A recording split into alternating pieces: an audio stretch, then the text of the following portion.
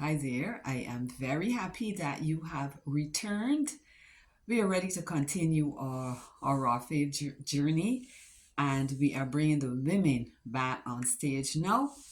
And our Raw Faith celebrity, if we can call her that, and I think we can, is the woman with the issue of blood. Now, sometimes, ladies, you know that we have various gynecological problems and we do need to go to the doctor. Well, this lady had such a problem. She is described, she doesn't have a name. I was thinking, though, for the purposes of our narrative, that we could call her Abigail. So the thing is, though, that she had this problem for um, she had this problem for 12 years. That is a very long time.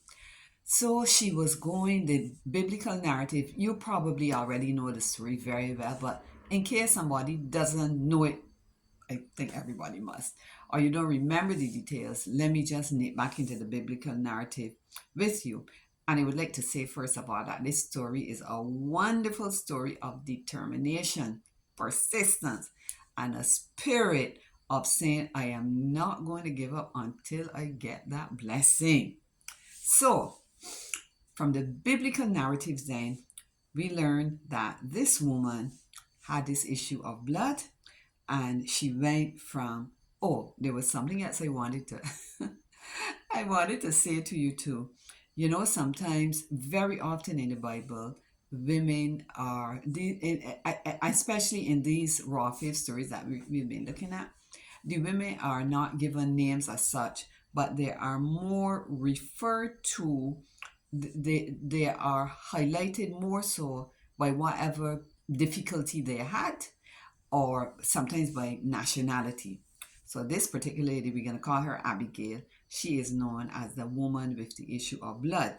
Now, I wanted to say, and this is now far back in our Barbadian culture, Barbadian culture, in what we could call the old time days, you know, some who were quite given to gossip and they were describing some person, they would use a characteristic of that person so that the person to whom they were speaking would have an idea who they're talking about. So, for example, somebody might say, I talking about that Beaufort one with the cock teeth. Yes, that's the one I talking about.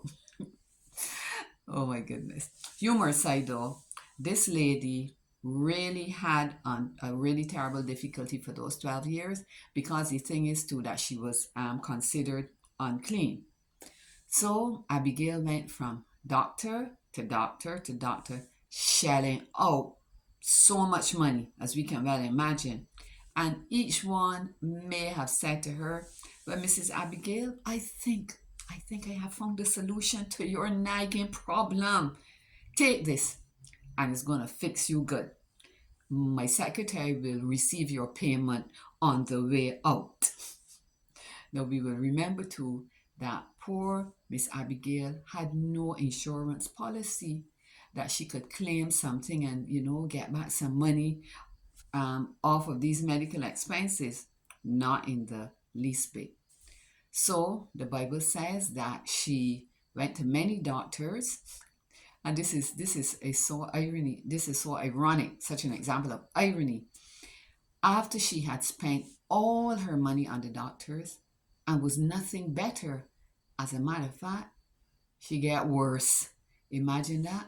And as I reflected on this story, I wondered, if we brought it into present day circumstances, if sometimes she is not representative of many people, maybe many women who have different ailments and they go from doctor to doctor to doctor and they use up all their money and still they're no better.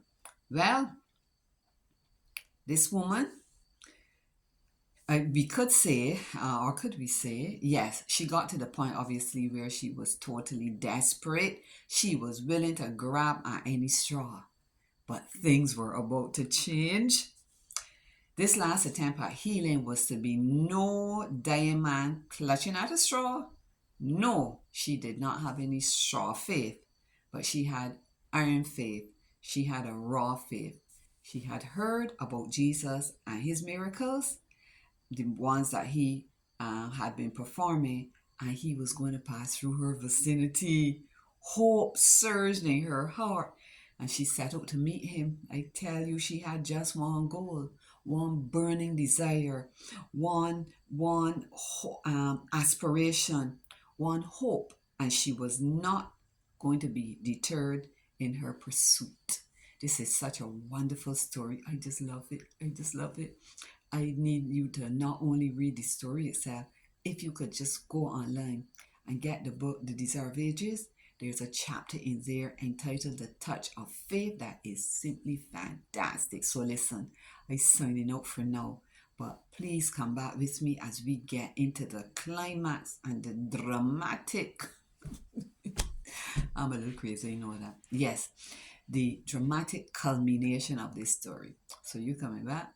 But listen, I can sit here waiting for you till you come back. So don't hold me up too long. Bye bye. We catch up next time.